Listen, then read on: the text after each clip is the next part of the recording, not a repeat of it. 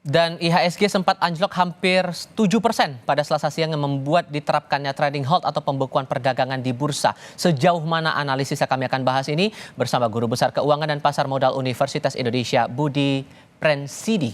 Pak Budi, selamat malam Pak. Selamat malam Mas Iqbal. Terima kasih sudah bergabung. Analisis Anda nih yang membuat akhirnya tekor luar biasa hampir 7%, apakah ada faktor masalah defisit yang dicermati oleh pasar atau ada hal lain? Saya pikir salah satu faktor utama adalah defisit ya, ruang gerak fiskal kita yang semakin terbatas. Dan karena pada saat yang sama kalau kita melihat indeks regional, bursa besar, hampir semuanya hijau.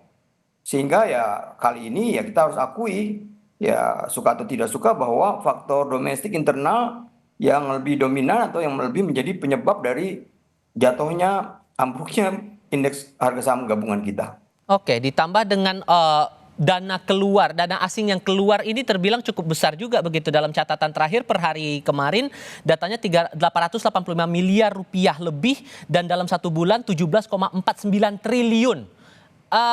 Ini perlukah jadi dianggap sebagai red alarm atau ada hal lain sesungguhnya yang Anda baca? Iya, jadi kelihatannya ini kan trennya terus berlangsung ya dari minggu lalu dan juga beberapa waktu sebelumnya. Dan kalau kita lihat hari ini saja itu 2,5 triliun terjadi net sale. Dan year to date itu 26,9 triliun.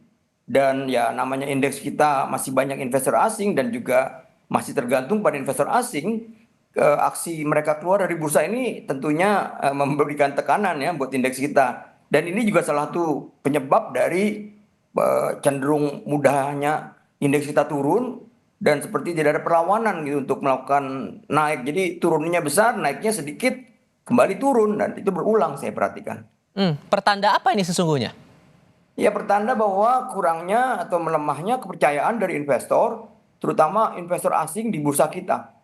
Jadi ya karena tadi ya mereka kurang begitu yakin akan semakin membaiknya perekonomian kita, terutama kalau mereka dasarkan pada fiskal kita ya, APBN kita ke depan.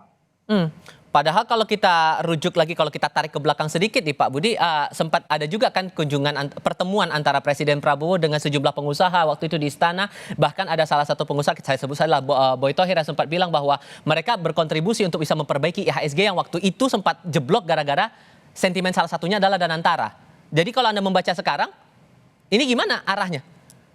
Ya, saya tidak begitu yakin bahwa komitmen ini sudah direalisasikan ya, komitmen dari para konglomerat ini. Karena kalau memang mereka merealisasikan dalam bentuk buyback dan juga menyiapkan dana untuk menjadi liquidity provider, artinya buyback ataupun membeli saham-saham mereka yang tertekan, ini ya akan saya pikir kalaupun tidak naik, ya indeks kita akan bisa bertahan stabil. Tapi kalau sekedar baru melakukan komitmen dan belum merealisasikan menyiapkan dana untuk katakan turut menjaga dari tekanan jual asing, ini ya kita belum bisa memastikan ataupun melihat adanya perlawanan ataupun aksi positif dari pertemuan itu dan dari para konglomerat yang sudah ditemui presiden.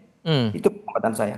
Oke, Pak Budi, terima kasih banyak sudah berbagi pandangan bersama kami kali ini. Selamat malam Pak. Ya, selamat malam.